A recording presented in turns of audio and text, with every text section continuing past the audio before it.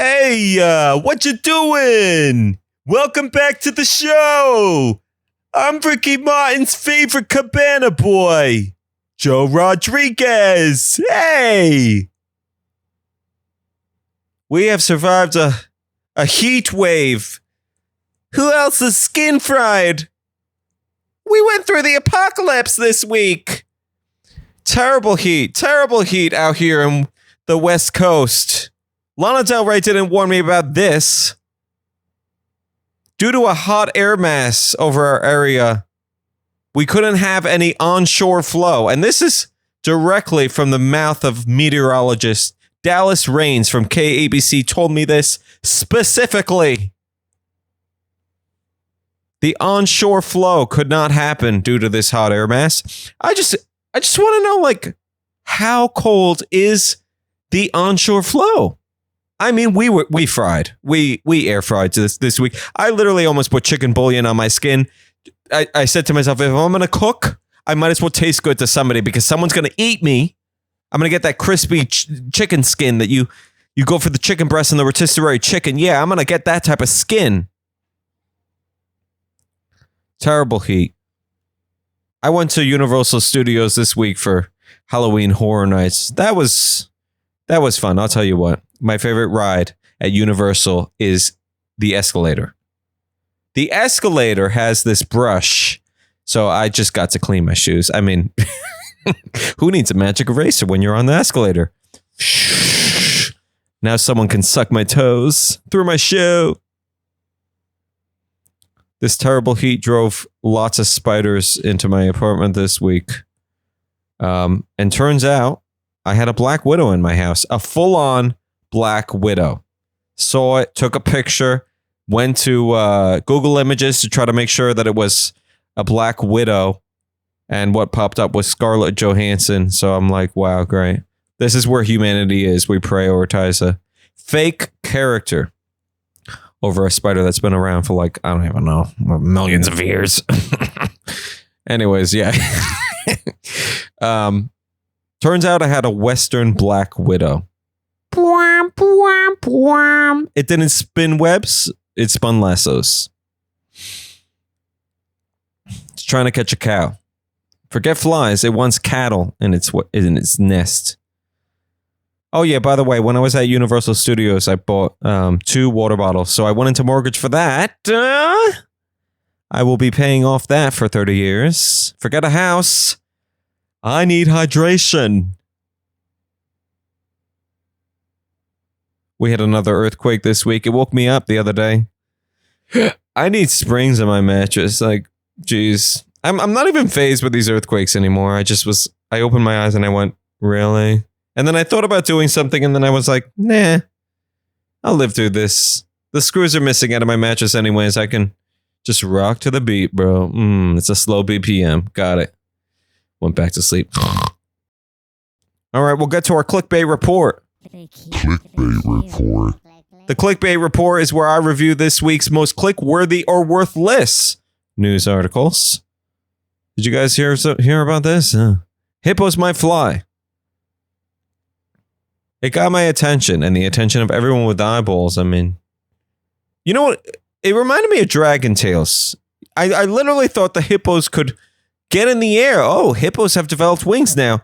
I pictured those big dragons. You know the dragon tails? The big dragons with the tiny wings.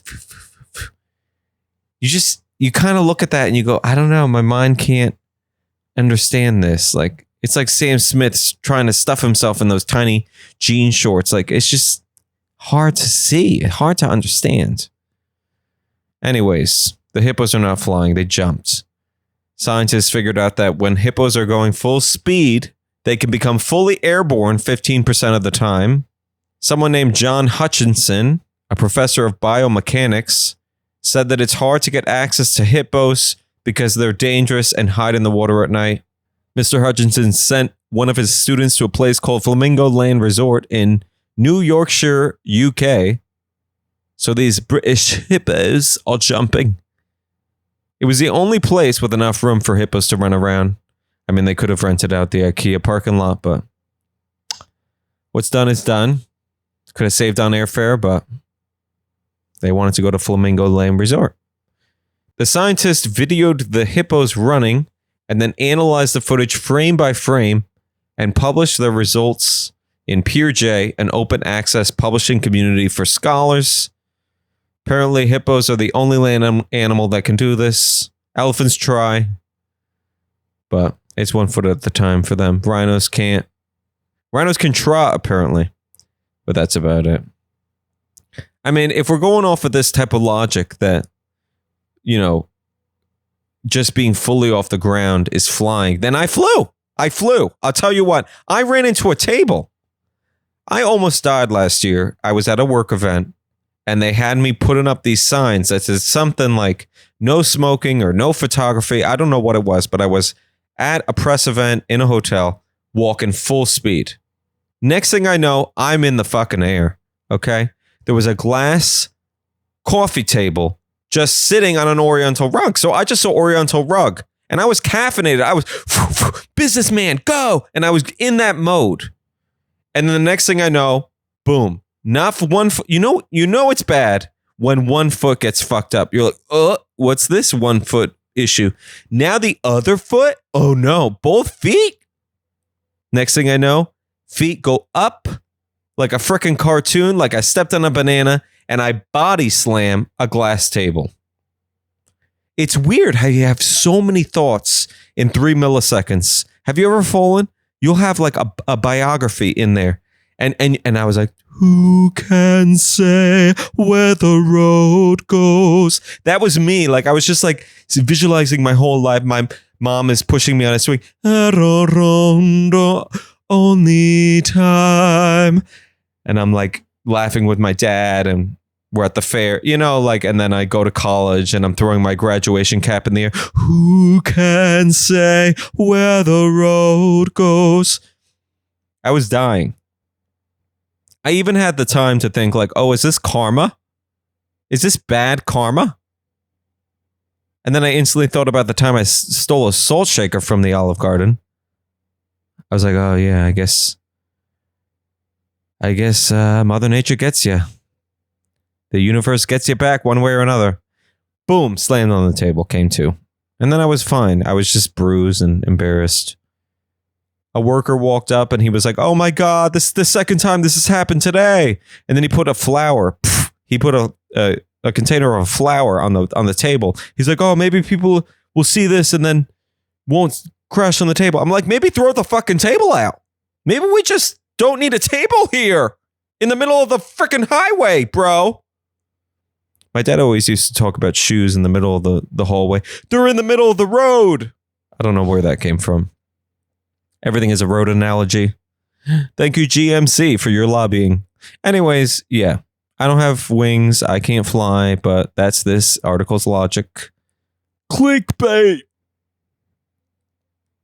In more hippo news, an Applebee's customer arrested after trying to share her all-you-can-eat order. A woman in Portage, Indiana went to jail after sharing her Applebee's all-you-can-eat deal with her friends.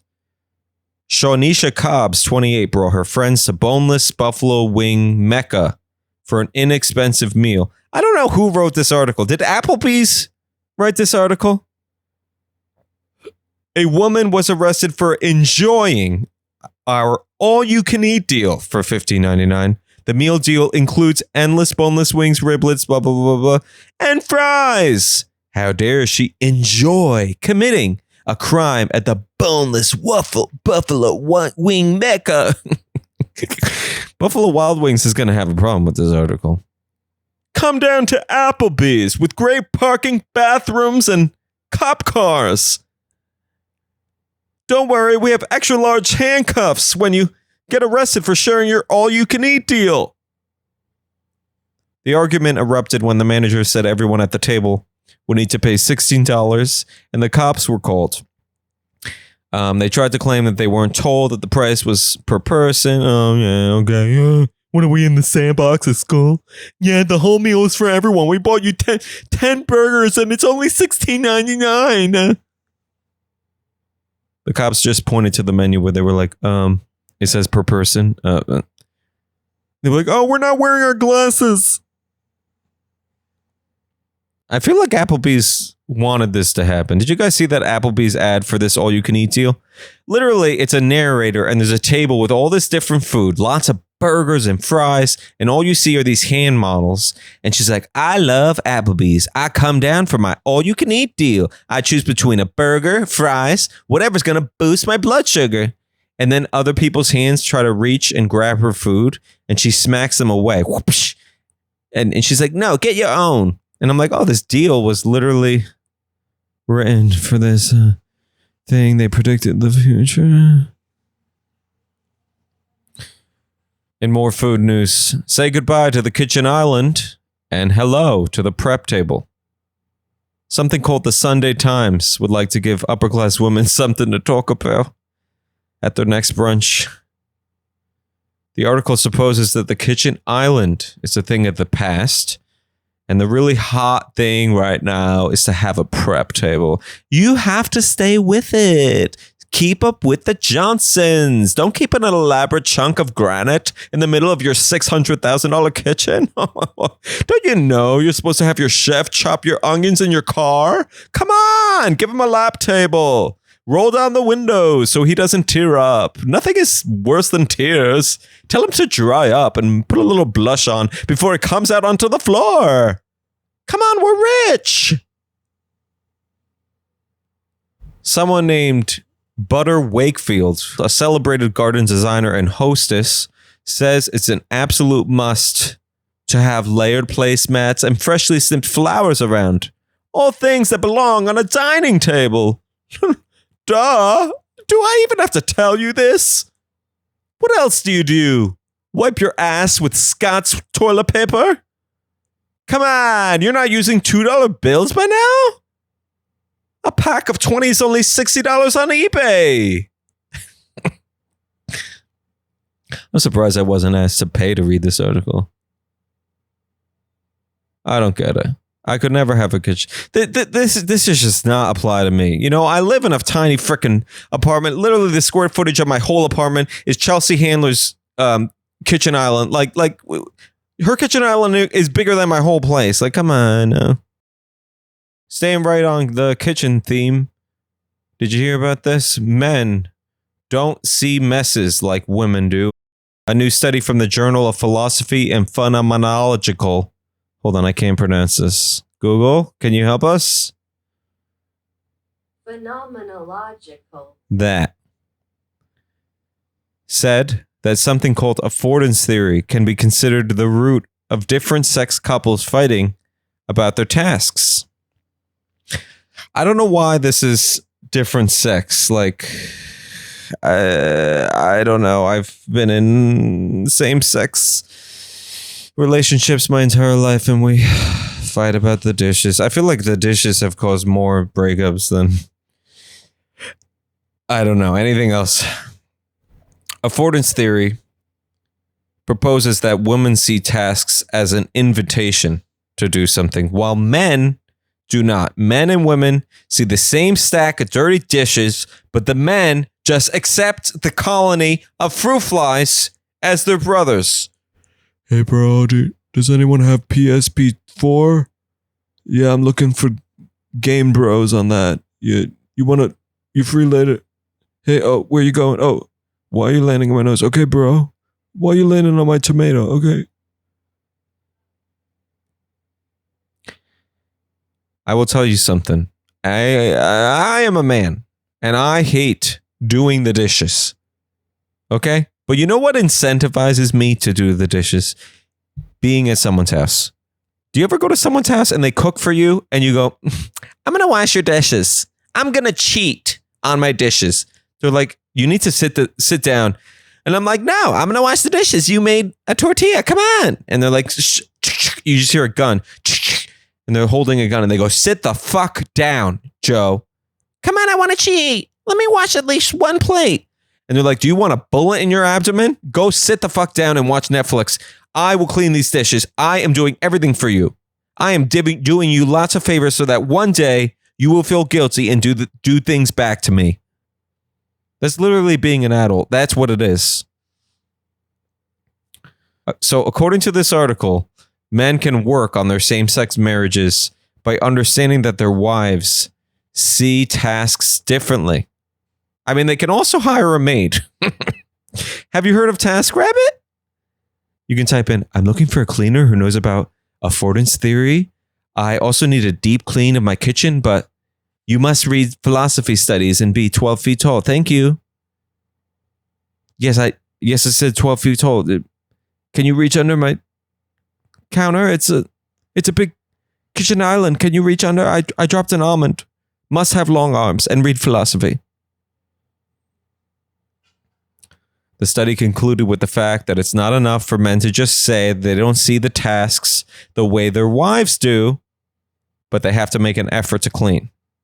Also, put your dick in a cage and pray to the statue of Nancy Grace every night. Memorize a chapter of Mindy Kaling's book, for God's sake. Do you want this marriage to last, you same-sex men?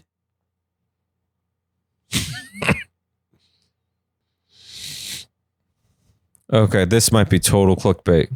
Now listen to this. The dye in Doritos can make mice invisible.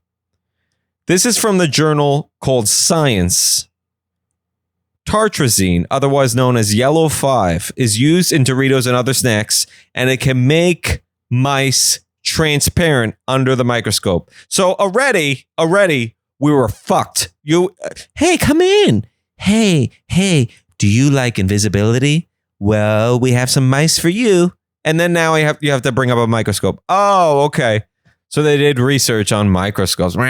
Like, we've moved on. We're on AI. We're on, what kind of cheese are you on Facebook? Like, ridiculous. If I could make my mice invisible, listen, it'd make my life a lot easier. I've lived in so many shitty apartments. If I didn't have to see the mice, I would just go, oh, wow, mysterious action. My snack cabinet just moved on its own. I didn't see a mouse tail. Things are falling because just by mysterious action.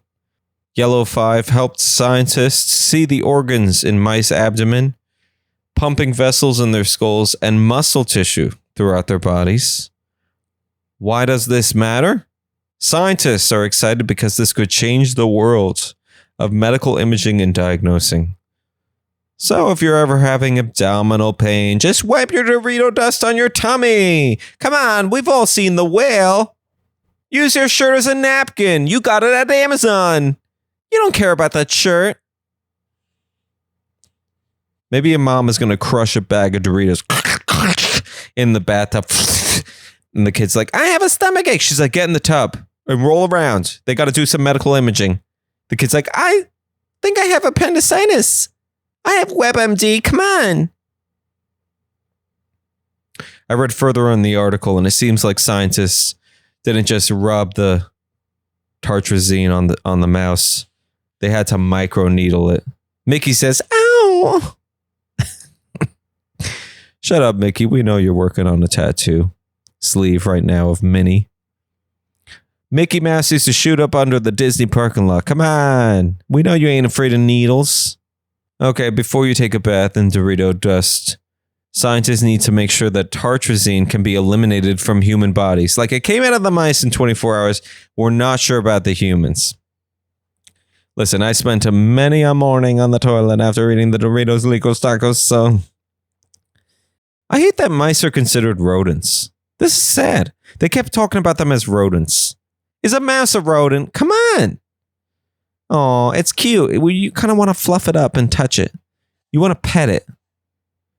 A rat? Yeah, fuck a rat. Do whatever you want to it. But a mouse? Oh, he went to the field. He lives in a house with his children and he churns butter.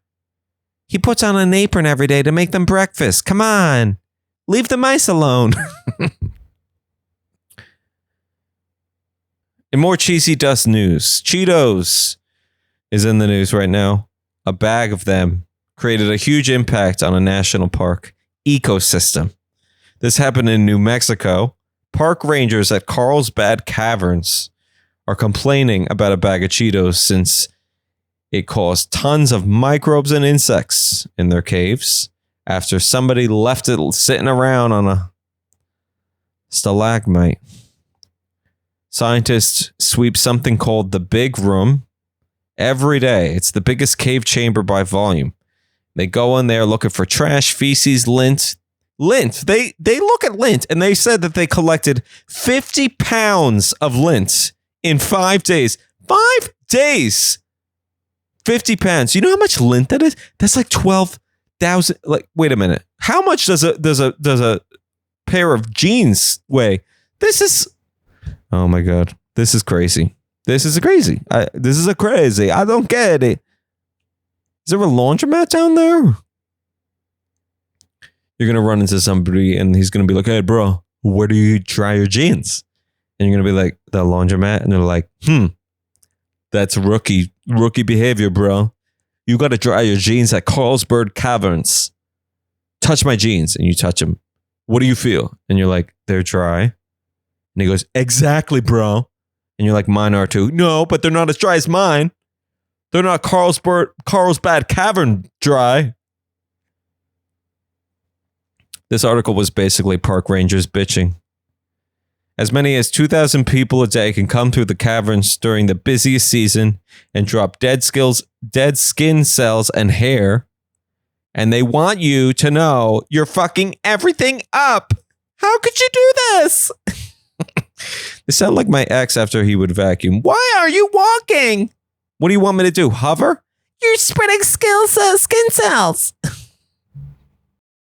Whoosh. All right, we'll see you next week. Maybe. If I keep doing this. Bye.